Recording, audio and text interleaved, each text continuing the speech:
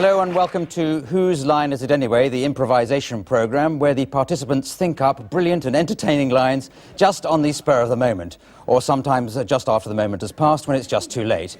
But pitching their witticisms against the games tonight, we have first of all Doctor, comedian and goody-goody Graham Garden here in the flesh to prove that his body matters.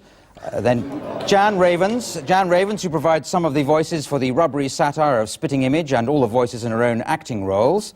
Then from Los Angeles we have George McGrath, currently regarded as one of the funniest performers in America, at least by people who haven't seen Senator Dan Quayle in action yet. And finally, actor, writer, comedian, impressionist, scholar, academic, wit, raconteur and president of the John Sessions fan club, John Sessions. Ladies and gentlemen, the contestants. Now, the first game is called Authors, and regular viewers of this programme, if there are such things, will know that the participants come along with a famous author's style in mind, ready to tell a story in that style. So if I can ask you all to come forward, ready to tell our story for us, right down on the performing area. Now, Graham, which author's style have you elected to go for? I'll have a shot at J.B. Priestley. J.B. Priestley? Well, why not? And Jan? Pam Ayres. Pam Ayres, right, the poet laureate. And George... I've chosen Dr. Roget, the thesaurus guy. Oh, right. Right. You're making it easy for yourself then, are you? And John? D.H. Lawrence. D.H. Lawrence. Yeah. Right, now, to make it nice and improvised, what we need is a title for the story, but from somebody in the studio audience. So can somebody suggest a title for us, please? Sleeping Beauty. Sorry? Sleeping Beauty. The Sleeping Beauty. Yes, obviously autobiographical as far as you're concerned. At least partially, because I noticed you're asleep. Now, OK, off you go. I'll move on from one to the other with a buzzer. So starting off, Graham, if you would, now.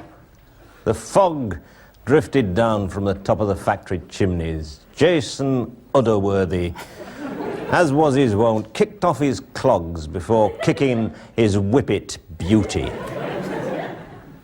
It was a lovely whippet. She could not go fast.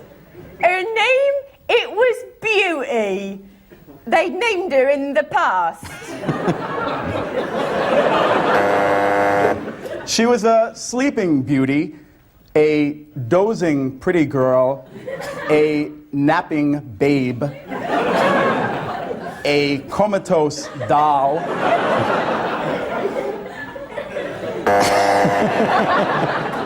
Doll-like, that's what Clifford Chatterley was, doll-like in his heart and soul. A parallelogram, no heart, no soul, but there she was. Constance Chatterley was there looking down at her beauty, manly, powerful he was. Mellors, built like a chestnut mare, riding her, the plumed serpent of his turpitude, lost now inside her, no brambles round castle, all love and passion deep inside her. Run again. Yeah.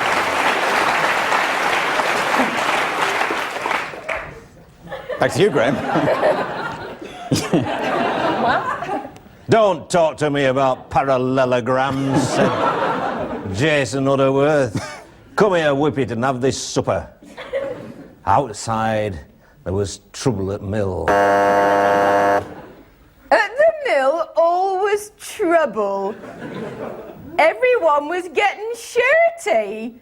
Beauty was being a bit of a one. She was getting really flirty. She was eyeing people. She was giving come-hither looks. She was drawing attention to her body parts. She was making her eyes wide and her legs as well. The legs are well spaced, said Mellors, stripping off the hot, wet corduroy down to his knees. Ah! That was mother, he's not gonna make my hit, my God. What planet do you come from, Mellors? Said Lady Chatterley. Ah, that be Beauty, that be beast, right thee further than that Lord ever drove thee. I can't understand a word you're saying. No. Thank you, John. Thank you, everybody. All right, that'll do. That'll do, all right. All right, there, now. All right. it's so difficult to award points here, so I'll give none for that round. Now, the next game is called Story, and it features George McGrath, and he's going to be telling a story for us. So if you'd like to come here, George, and get ready to tell the story. And he'll be involving the other participants who'll be acting parts out in his story. So if they could go over to the other side, ready to be drawn in to the story. But the title of the story is going to be suggested for us by somebody in the studio audience here. So I'm going to go off and find somebody. Now, can I just come to you? What's your name? Abby. Abby? Some strange names you've got in the audience this week. Well, not, you're the first person I've asked, obviously, but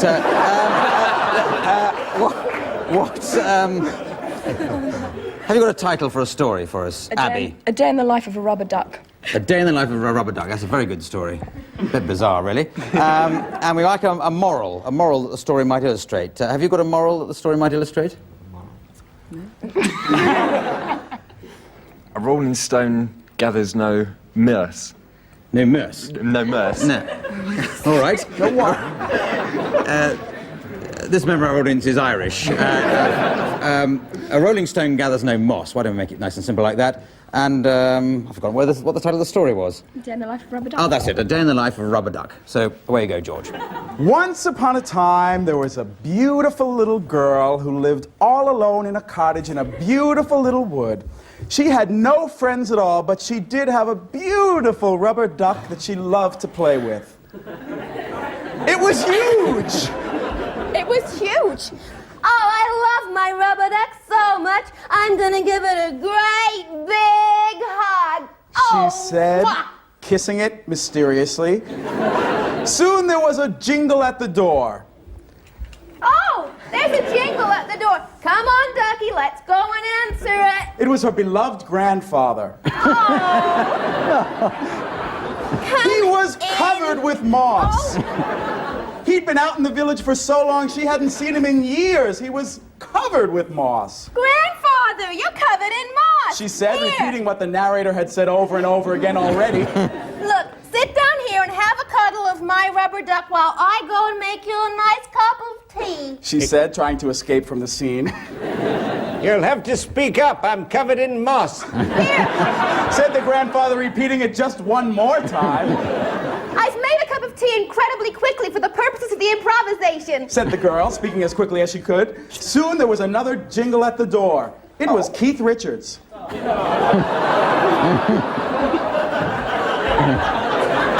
hi! Hello, I just decided to roll in. Hi! He said, making a pun. Hey, I think you used to be one of my mom's favorite guitar heroes or something, No, didn't you? I used to be an exhibit in the Natural History Museum. Well, why don't you come over here and talk to the rubber duck? Because I'm sure you'd have a lot in common. Did you bring it in through South America, the duck? No, I've had it here all the time. It's sitting here on my grandfather's knee. Soon the grandfather began to heave and cough, and everyone knew it was time to gather the moss off him immediately before he would die. Will you help me gather this moss, please? No, Rolling Stones don't gather moss. He Oh. said, giving the moral away a bit early. No. Oh, no, early enough. Thank you. All right. It was fine. Sorry, is that Yeah. too short? Well, subtly reworded, I think we got the moral there. So I think 45 points there to everyone apart from Jan. I'm going to give her 1,000 points because I like her. Now, the next game is called Props. And what I'm going to do is I'm going to get this prop caught under my chair, which is going to slow things down just slightly. When I get it out, I'm going to give... I've got it. I'm going to give this prop to John and Jan, and you have to improvise with that prop. Think of as many different ways of using that prop as possible. Meanwhile, there's another bit of it here that I can... Meanwhile, I'll give Graham and George this prop. So again, you have to think of as many different ways of using that item. And we'll go between the two pairs, me using the buzzer. So take it away, Jan and John. Now. Come to our island paradise. There are many nice things that... No, not quite right. Faith, Nuncle. Why, when a sparrowhawk climbs into heaven, he spins round again and comes close to us, does he not? Right. I thought if I attached this to my nose and spun it real fast, I could fly. try, you know. Put the apple on your head, I'm your father.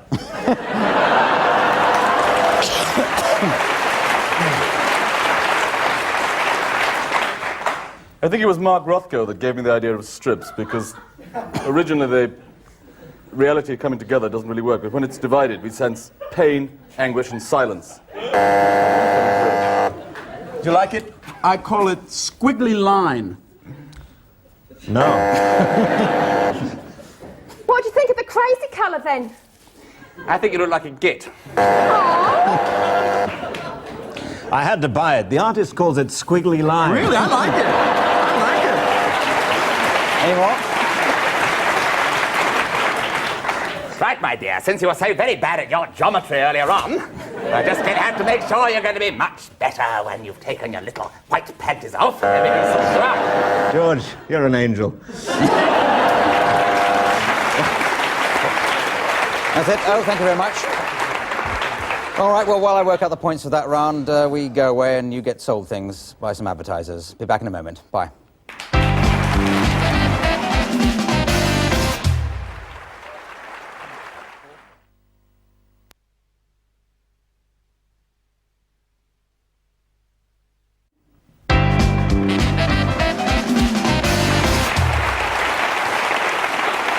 Yes, well, welcome back. I reckon 10 points for everybody that last game. Now, the next game is called Party Quirks. In this game, Graham Garden will be pretending to be the host of a party. Well, he doesn't throw many parties himself, I understand. And the other participants will be pretending to be guests arriving at his party, but they have each been allocated a strange physical or mental quirk, which they can see by opening their envelopes in front of them. Careful not to show them to Graham, because the idea of this game is for Graham to guess these quirks in the course of the game. So, Graham, if you'd like to come forward and start improvising a party.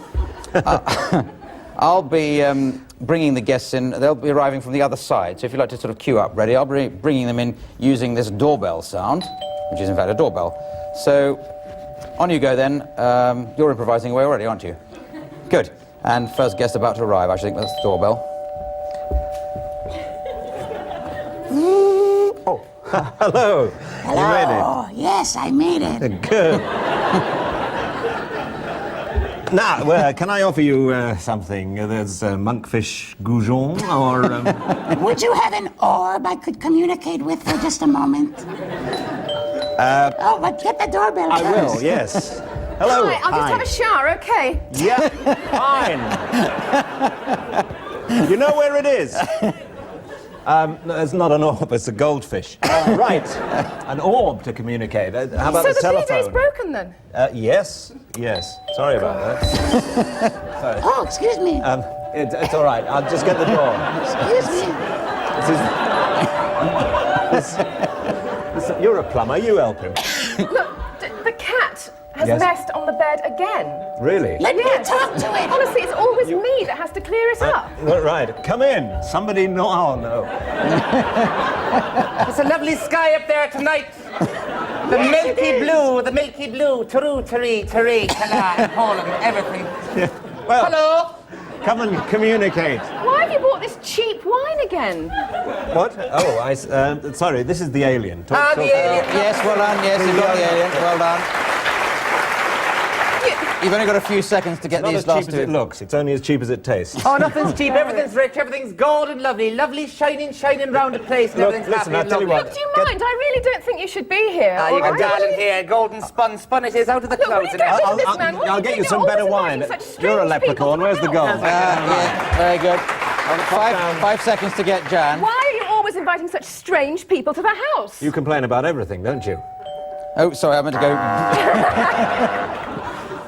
It's The invisible man. Okay. All right, I'll give you points for that, but you didn't get Jan quite. No, she was complaining about everything. She just thinks she lives there. Oh, lives I in the see. house, you see. Oh.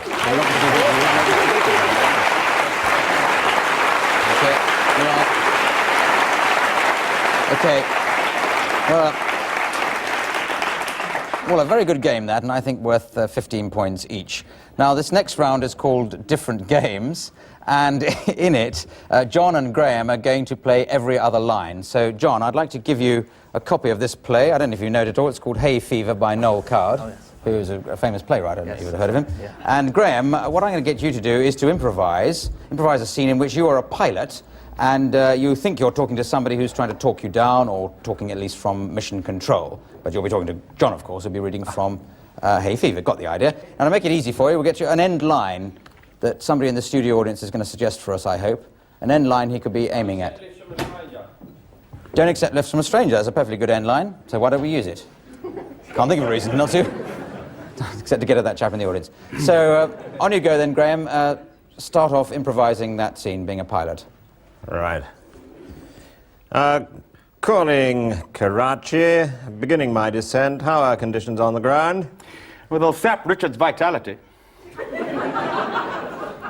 Yes, well, Richard is feeling all right now. He's got over the food poisoning, as have I and the rest of the people on board. You're getting far too blasé and exclusive, Simon. It's all right. Well, I haven't really got over it. I'm feeling much better there. You've never been even civil to any of my friends, men or women, have you?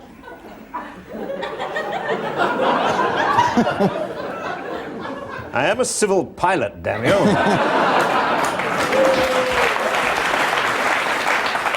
Nothing of the sort. Only I loathe being hearty with your men friends.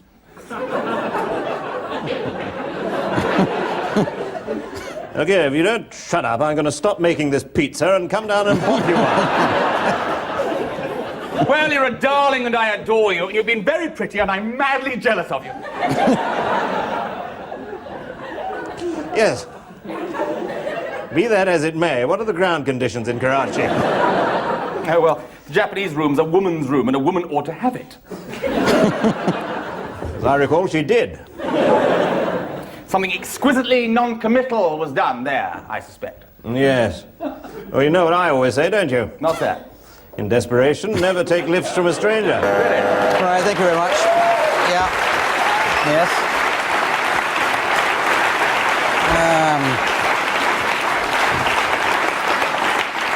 Yes, I think that was well read by John. I think you could almost take up acting. 20 points there. And Graham, I think for improvising 30 points, might have been more if you hadn't just tacked on that end line so obviously. Anyway, now Jan and George are going to play a different game, which is called film dubbing. What we've done is we've taken a film and scrubbed off the soundtrack. Well, I haven't done it, obviously somebody else has done it. But, and they're going to provide a soundtrack for us as best they can. Points here for getting the soundtrack to be better than the original, which would be fairly difficult, I should think. And what we'd like you to be improvising is a scene of two people the morning after a heavy night before. Okay? Which might fit in with the film, or it might not. Well, you can see the film there. Go ahead now.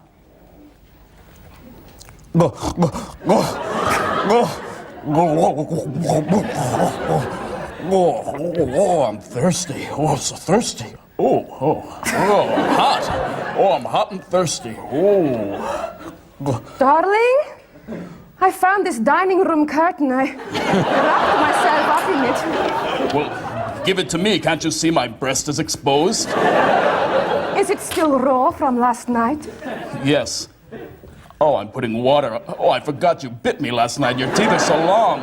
Yes. Well, I was overcome with passion for your breast. Hey, don't touch me again. It's daylight.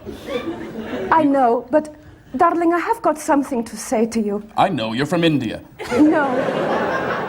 I think you need some support on that breast. Really? Yes, I think you're at least a 36B, darling. I must see if I'm a day. No. Listen, why don't I find you the other dining room Oh, curtain? I'm tired. Good. Yeah. Well.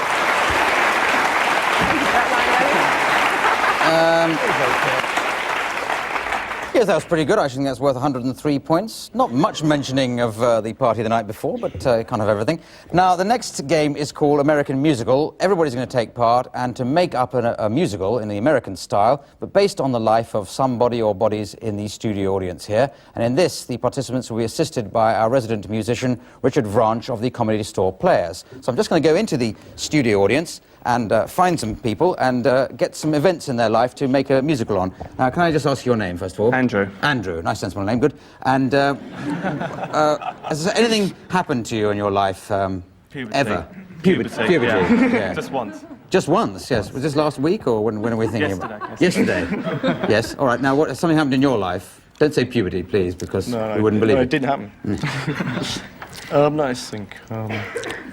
Well, any time, you know. I mean, it's.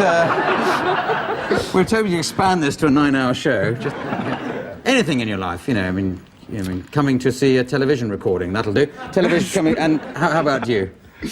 Anything happened to you at all? Making a cup of tea. Making a cup of tea. Right. Okay, so now the three things that they've got to involve in the American musical is making a cup of tea, puberty, and coming to see a television show recorded.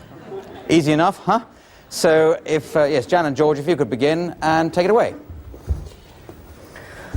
Dad. Yes, son? Something weird's happening. What is it, son? Let me tell you about it. There's hair that wasn't there. There's hair growing everywhere. That's just natural for you. Don't you worry, let's have a look. No! Ma! You can't have a look. I didn't see this in the science book. What's up, son? Something wrong with you, man? He's imagining things again. What? Hey, man, don't imagine nothing. Be real with life. It's out there. The mountains are waiting for you. The sky, it's solid as a rock. Well, not the sky, but the mountain is solid as a rock. Dad, What? you better have a cup of tea. Yeah. Because I'm going through puberty. Happens to us all, kid.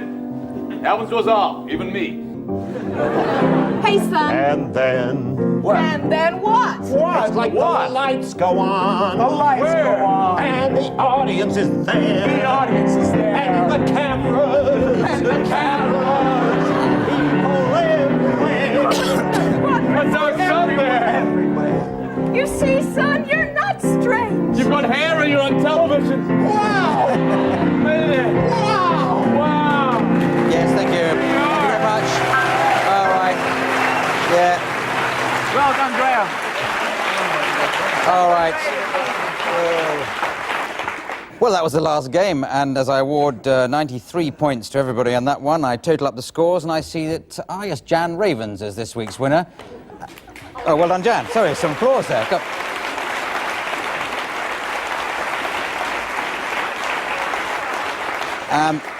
Now, the prize for winning this particular programme is to get to read the credits out in a style of my choosing. And Jan, I'd like you to do it in the style of Paula Yates, if you would. So all I have to do is to thank everyone for taking part. That's to say, Graham Garden, Jan Ravens, George McGrath, John Sessions, and Richard Branch. Thank you, the studio audience. This is me, Clive Anderson, saying good night. Good night.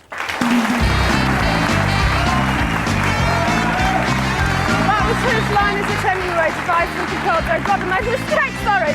Anyway, it's Graham Garden, George McGrath, Richard Branch, title music, The Spy Philip Hope. Anyway, that's all wrong. But anyway, hi. Oh, great. Anyway, stage manager Hilary Rose, costume designer Joe Cora. She's very nice. She's got some really nice clothes. They're great. Oh, God, I made a mistake. I've completely missed all these people. Researchers by Jane Bigger, production manager Mary Bell, lighting director, oh dear, I wonder if I can make this a little more expressionless. Executive producer Denise O'Donoghue, producer Dan Patterson.